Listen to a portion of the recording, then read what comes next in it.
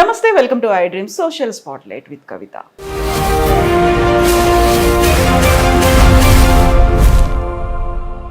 ఇప్పుడు కశ్మీర్ ఇష్యూలో అందరూ రెస్పాండ్ అవుతున్నారు, పార్టీలకు అతీతంగా, మతాలకు అతీతంగా అందరూ దేశభక్తి 100% అవ్వాలి కూడా అవ్వాలి కూడా తప్పేం లేదు. అవ్వాలి, అయ్యి తీరాలి కదా మరి. అయితే ఇక్కడ ఏంటంటే 78 సంవత్సరాలు అయిపోయింది. మధ్యలో ఈ డివాల్యుయేషన్ చేసినప్పుడు 2000 రూపీస్ 1000 రూపీస్ 500 రూపాయలు చేసినప్పుడు కూడా ఉగ్రవాదాన్ని తీసేస్తా ఉన్నారు. డిమానిటైజేషన్ చేసినప్పుడు కూడా ఉగ్రవాదం పోతున్నారు. ఇది మరి అంటే మన అవసరానికి మనం ఏదో చెప్తున్నాం తప్ప కశ్మీరీ పండితులను అక్కడి నుంచి తోలేశారు. మనం ఏం చేసాం, తర్వాత ఏం చేసాం, ఎవరేం చేశారు? ఓ సినిమా తీసి మనం డబ్బులు సంపాదించాం తప్ప ఆ పండితులకి ఇవాళకి ఏం చేశారు చెప్పండి? ఎవరన్నా చేయలే. ఈ కాశ్మీర్ని చేశారు. ఇప్పుడు ఇజ్రాయిల్ వస్తే అక్కడికి వెళ్తున్నారు, రష్యా మీద వస్తే ఉక్రెయిన్ మీదకి వెళ్తే చాలా దళాలు వెళ్తున్నాయి ప్రపంచంలో. ఆఫ్ఘనిస్తాన్ మీదకి వస్తే వచ్చారు, ఇరాన్ మీదకి వెళ్ళి చేశారు. మొన్న పాకిస్తాన్లో బిన్ లాడెన్ ఉంటే వెళ్ళి చంపగలిగాం. అంటే టెక్నాలజీ పెరిగింది. మరి ఇవాళ పాకిస్తాన్ పిచ్చేషాలు వేస్తుంటే ఆక్రమిత కాశ్మీర్ని ఎందుకు మనం తీసుకోలేకపోతున్నాం? మనం ఇక్కడ 370 చేసి మొత్తం ప్రభుత్వం అంతా మన కంట్రోల్లోనే ఉంది. ఎన్నికలు నిర్వహించాం, మనం మనమే చేసుకోవచ్చు, అన్ని తీసేసుకోవచ్చు కదా.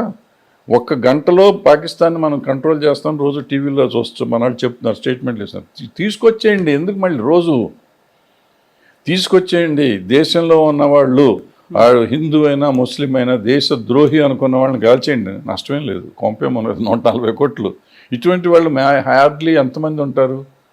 ఓ 10 లక్షల మంది ఉంటారా? అంతకంటే ఎక్కువ ఉంటారు. అది కూడా నాకు డౌట్. అన్ని లక్షల మంది ఉంటారు నేను నమ్మను. 1 లక్ష మంది ఉంటారు. 1 లక్ష మంది దేశానికి హాని చేస్తూ ఉంటే వాడు హిందూ అయినా ముస్లిం అయినా క్రిస్టియన్ అయినా ఇంకోళ్ళైనా సిక్కు అయినా ఇంకోళ్ళైనా ఎవరైనా కానీ ఉంటే వాళ్ళని ఎరాడికేట్ చేయటం కష్టమా? నిజంగా మీరు లొకేట్ చేయలేరా? ఇవాళ మనం ప్రధానమంత్రి గారు కూడా వచ్చేసి ఏమంటే మీకు అందరినీ ఫోన్లో మోసం చేసి మీ ఆస్తులు తీసుకుంటారని చెప్తున్నారు. ప్రధానమంత్రి అంత చేతకానితనంగా మీరు జాగ్రత్తగా ఉండండి, నేను చేయలేని మీరు చేయండి అంటే మనం ఇంకా దేశాన్ని ఏం పాలిస్తున్నట్టు లెక్క. అంటే ఐఎమ్ నాట్ క్రిటిసైజింగ్ ఇట్. దీంట్లో మన అంత ఆసక్తులుగా ఉన్నామా అనేది నా పాయింట్. ఇవాళ పాకిస్తాన్ వాడు వచ్చి మన మీద అంత ధైర్యంగా పబ్లిక్ అందరూ ఉన్న చోట కాశ్మీర్లో వాడు అంతమందిని చంపేస్తున్నారు. 4 వచ్చి మన పోలీస్ డ్రెస్లు వేసుకుని వచ్చి చంపేస్తున్నారంటే మనం ఎక్కడికి వెళ్తున్నాం? ఇప్పుడు ఒక పోస్ట్ చూశాను నేను. మన ఇందాక చెప్పాను 20,000 మంది 30,000 మంది మన నాయకులకు ఉంటే మరి 4,000 మంది అమాయకులు అక్కడ ఉంటే వాళ్ళకి సెక్యూరిటీ ఎందుకు పెట్టలేకపోయారు? వీళ్ళు పెట్టాలి కదా. కాశ్మీర్ చాలా సెన్సిటివ్ ఏరియా అని తెలుసు కదా మీకు. తెలిసినప్పుడు ప్రతి టూరిస్ట్ స్పాట్లోనూ సెక్యూరిటీ పెట్టుకోవాలిగా. నేను బయటికి వెళ్తే నాకు మాత్రం 10 మంది జెడ్ సెక్యూరిటీని పెట్టుకుంటున్నామే. నన్ను చంపుతారు, నేను ఒక్కడిని చచ్చిపోతే దేశం ఏమైనా నాశనం అయిపోతుందా? దేశానికి గాంధీ గారు పోయారు, నెహ్రూ గారు పోయారు, రాజీవ్ గాంధీ, ఇందిరాగాంధీ, ఇట్లా ఎంతో వాజ్పేయి గారు, ఎంతమంది పోయారు. ఆ దేశం ఆగిందా? లాల్ బహదూర్ శాస్త్రి గారు, ఎంతోమంది పోయారు. దేశం ఆగిందా? ముందుకు వెళ్తానే ఉందిగా. సో వాళ్ళు లేకపోతే దేశం నడవదు అని అనుకోవటం తప్పు. ఎక్కడికి వెళ్తుంది? ఎక్కడ స్వతంత్రం వచ్చింది?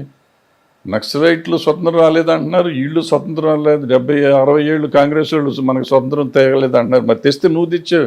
అట్లీస్ట్ కాంగ్రెస్ వాడు సెక్యూరిటీ లేకుండా తిరిగాడు ధైర్యంగా. ఇవాళ నువ్వు సెక్యూరిటీ లేకుండా తిరగట్లేదే. అంటే మనం సమాజం మారిందా, మనం మారామా? ఇప్పుడు బ్రహ్మాండమైన డెవలప్మెంట్ దేశంలో లేదంటే రోడ్లు వేసారు, బ్రహ్మాండమైన రోడ్లు వేసారు. అసలు ఎక్కడి నుంచి ఎక్కడికి వెళ్ళాలన్నా ఈజీగా వెళ్ళిపోతున్నాం. ఒకనొకప్పుడు ఢిల్లీ వెళ్ళాలంటే కొన్ని 100 రోజులు అయ్యేటట్టు ఉండేది. ప్రపంచం అమెరికా వెళ్ళటం ఈజీగా వెళ్ళేవాళ్ళం ఢిల్లీ వెళ్ళటం కంటే. ఇవాళ ఫాస్ట్గా వెళ్ళిపోతున్నాం. వాళ్ళు ఏ ఊరు వెళ్ళాలన్నా ఫాస్ట్గా వెళ్ళిపోతున్నాం. బ్రహ్మాండమైన రోడ్లకి డెవలప్మెంట్ అయింది, చాలా ఉద్యోగాలు వచ్చినాయి. సో డెవలప్మెంట్ ఎట్లా ఉందో దాంతోపాటు అభద్రతాభావం కూడా పెరిగింది, హేట్రెడ్ పెరిగింది, కులతత్వం పెరిగింది, మతతత్వం పెరిగింది. ఈ పెరగకుండా ఉండుంటే వాళ్ళ సమాజం ఎంతో బాగుండేది. ఇప్పుడు కాశ్మీర్ ఇష్యూ చూస్తే అక్కడ తీవ్రవాదులు రావడానికి అంత సెక్యూరిటీ ఉన్నప్పటికీ వాడికి ఎక్కడ ల్యాప్సెస్ ఉన్నాయని తెలుసుకొని చేయడానికి హెల్ప్ చేసింది అక్కడ ఉన్నటువంటి కొంతమంది స్థానికులే. వాళ్ళ వల్లే ఇలా అయింది అనేది. అయ్యో డెఫినెట్గా స్థానికులు లేకుండా ఎప్పుడు ఏది జరగదమ్మా. 100%. ఇప్పుడు ఇందాక మీరు చెప్పినట్టు దాంట్లో కూడా మన ఊరి నక్సలైట్లు చేస్తున్న దగ్గర కూడా స్థానికులు కర్రిగూడలో కూడా స్థానికులే కదా, స్థానికుల సపోర్ట్ లేకుండా వాళ్ళు ఉంటారు కదా. ఎప్పుడు స్థానికులు లేకుండా ఏమీ జరగదు. ఇప్పుడు ఇక్కడ మనకి హైదరాబాద్లో దాడులు జరిగినాయి, స్థానికులు చేశారు. సో మనకి ఎందుకు ఎరాడికేట్ చేయలేకపోతున్నాం, ఎందుకు చేయలేకపోతున్నాం? సడన్గా ఎవడో పార్లమెంట్ మీద బాంబు వేస్తాడు, ఒకడు వచ్చి ఇంకోటి మీద బాంబు వేస్తాడు, ఒకటి వచ్చి ఇందిరాగాంధీని కాల్చేస్తాడు, ఇంకోటి రాజీవ్ గాంధీని కాల్చేస్తాడు. ఈజీగా జరుగుతున్నాయి ఈ దేశంలో. ఎందుకు మనం ఆపలేకపోతున్నాం? మనం ఏదో ఒకటి చెప్పేసి చెప్తున్నాం, కానీ జరుగుతున్నాయి, రోజు రోజుకి జరుగుతున్నాయి. మనం ఇన్ని జరుగుతా అంటే కాశ్మీర్లో ఎంత ధైర్యం వాళ్ళకి లోపలికి వచ్చి చేస్తాను అంతమందిని సివిలియన్స్ చంపడానికి. మరి వాళ్ళు ఆలోచించకుండా చేస్తే మనం ఎందుకు ఆలోచిస్తున్నాం వాళ్ళు పాకిస్తాన్ మీద యుద్ధం చేయకుండా ఉండటానికి? ఇప్పుడు టీవీలో చెప్పి సైనికులు రెడీ అయ్యారు. నువ్వు ఎవరికి చెప్తున్నావు? ఇప్పుడు అభద్రత అది కాదా? అసలు నువ్వు నీ సైన్యాన్ని గురించి నువ్వు పబ్లిక్గా ఎందుకు బయటకు వస్తుంది? టీవీలు చేస్తున్నారా లేకపోతే ప్రభుత్వం ఇస్తుందో నాకు తెలియదు ఎవరు ఇస్తున్నారో. ఇవన్నీ మనకి ఎక్కడెక్కడ ఉన్నాయి, మన వాళ్ళు ఎక్కడెక్కడ తయారవుతున్నారు. ఇప్పుడున్న ఆధునిక దీంట్లో నేను పలానా హైదరాబాద్లో నా మిలిటరీ అంతా రెడీ అయింది పాకిస్తాన్ అటాక్ చేస్తానికి, 1,00,000 మంది మిలిటరీ వాళ్ళని పెట్టానంటే ఒక బాంబు ఎక్కేస్తే 1,00,000 మంది పోతారు ఇక్కడ. నువ్వు అది టీవీలో చూపిస్తా అంటే నువ్వేంటి నీ చేయిస్తున్న భద్రత ఏంటి? ఇంకా నువ్వు మన మంత్రులు ఎవరైనా బయటకు వెళ్తా అంటే వాళ్ళ టూర్ ప్రోగ్రామ్ నువ్వు చెప్పకూడదు అంటే సెక్యూరిటీ అంటున్నావు, సీక్రెట్గా ఉంటున్నావు. అదే మరి మన భద్రత దళాలు లేకపోతే మన విమానాలన్నీ ఇక్కడ తయారైపోతున్నాయి, ఈ పలానా విమానాశ్రయం నుంచి బయలుదేరి రేపు నుంచి బాంబేస్తే ఈ లోపల ఆడు బాంబేస్తే అయిపోయింది కదా. కూంబింగ్ ఇలా చేస్తున్నారు అనేది ఇక్కడ ఇవన్నీ చెప్తున్నారు కదా. మరి ఎందుకు? మరి ఇదంతా భద్రత. అసలు మనం మిలిటరీ వాళ్ళు బయట మాట్లాడకూడదు, మిలిటరీ రహస్యాలు బయటకు రాకూడదు అంటారు కదా. మరి ఇవన్నీ ఎందుకు వస్తున్నాయి? ఎవరు చేస్తున్నారు ఇదంతా? ఏది కరెక్ట్ ఏది తప్పు నాకు తెలియదు. నాకు అనిపించింది ఏదో వాగేస్తున్నా. ఇప్పుడు ఇవన్నీ నన్ను దేశద్రోహి అంటారో నాకు తెలియదు, కానీ నాకేం అర్థం కావట్లేదు. నాకైతే అర్థం కావట్లేదు ఎందుకు జరుగుతుంది ఈ దేశంలో ఇట్లా జరుగుతుంది. నేను అందుకే అసలు మొత్తం పేపర్లు చదవటం మానేసి, టీవీలు చూడటం మానేసి, నాకు ఎందుకు వచ్చింది అందుకే ఇంటర్వ్యూలు కూడా ఇవ్వటం మానేసి, నాకు ఎందుకు వచ్చిన గొడవ ఇదంతా. ఇప్పుడు సైన్యానికి పూర్తి స్వేచ్ఛ ఇచ్చాము, సైన్యం can take any decision any time అనేటువంటి ఒక నిర్ణయం అనేది క్యాబినెట్ కూడా తీసుకుంది. ఇప్పుడు సైన్యం ఏ స్టెప్ వేస్తుంది? చాలా వరకు అయితే మీరు చెప్పినట్టుగా ఇప్పుడు మీడియాలో కూర్చోనో లేకుంటే సోషల్ మీడియాలో మాట్లాడుతున్న వాళ్ళు సర్జికల్ స్ట్రైక్ చేసేయాలి, లేకపోతే యుద్ధానికి మేము కూడా సిద్ధం, రిటైర్డ్ ఆర్మీ మేజర్లు కూడా వాళ్ళు కూడా వచ్చి మాట్లాడుతున్నటువంటి పరిస్థితి. ఇప్పుడు అయితే అక్కడ సింధు జలాల్ని కంట్రోల్ చేశారు, వెళ్ళనివ్వకుండా చేశారు. సో ఫోకస్ అంతా కూడా పాకిస్తాన్ చేసినటువంటి ఈ దురాగతానికి ఒక రిటాలియేట్ చేయాలి అనేది ఉంది. బట్ దీని తర్వాత జరగాల్సింది ఏమంటారు? ఆల్రెడీ అక్కడ 370 ఆర్టికల్ని రద్దు చేశారు, ఎలక్షన్స్ జరిగాయి, ఒక ప్రభుత్వం ప్రజలు ఎన్నుకున్నటువంటి ప్రభుత్వం అనేది అక్కడికి వచ్చింది. కాకపోతే వీళ్ళు చేస్తున్నటువంటి టెర్రరిస్ట్ చేసినటువంటి దారుణాలు, కశ్మీర్ అనగానే మీకు ఏం గుర్తొచ్చేది గతంలో, ఆ తర్వాత ఇప్పుడు? కశ్మీర్ అంటే కశ్మీర్కి కలిగి హిందీ సినిమాలు అన్నీ గుర్తొచ్చాయి నాకు. అన్ని హిందీ సినిమాల్లోనే అక్కడే పాటలు ఉండే, షమీ కపూర్ గారి పాటలు, దేవానంద్ గారి పాటలు అక్కడే చూస్తూ ఉంటారు. అయ్యే గుర్తుండే మాకు.